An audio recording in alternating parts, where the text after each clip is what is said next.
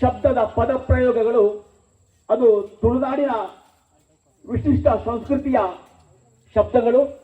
ಯಾಕೆಂತ ಹೇಳಿದ್ರೆ ಮುಂದಿನ ಸಂತತಿಗೆ ಆ ಗೋವಿನ ಪೂಜೆಯ ಮಹತ್ವ ಮತ್ತು ಆ ಅನುಕರಣೆಯ ಶಬ್ದಗಳು ಮತ್ತು ತಾವು ಗೋವನ್ನ ಯಾಕಾಗಿ ಪೂಜೆ ಮಾಡಬೇಕು ಅಂತ ಹೇಳುವಂತಹ ಮಹತ್ವವನ್ನು ನಾವು ಆ ಮಕ್ಕಳಿಗೋಸ್ಕರ ನಾವು ಮಾಡಬೇಕು.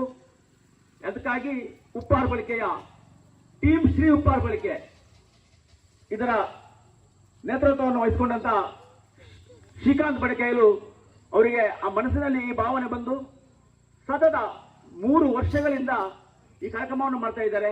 ಗೋಮಾತೆ ಅವರಿಗೆ ಮಾತ್ರವಲ್ಲ ಎಲ್ಲರಿಗೂ ಹರಸಲಿ ಅಂತ ತಾವು ಆರತಿಯನ್ನು ಬೆಳಗ್ತಾ ಇದ್ದಾರೆ. ಯಾಕೆಂತ ಹೇಳಿದ್ರೆ ನಾನು ಈಗಾಗಲೇ ಒಮ್ಮೆ ಹೇಳಿದ್ದೇನೆ, ಗೋವಲ್ಲಿ 33 ಕೋಟಿ ದೇವತೆಗಳ ಆವಾಸ ಸ್ಥಾನ ಅಂತ.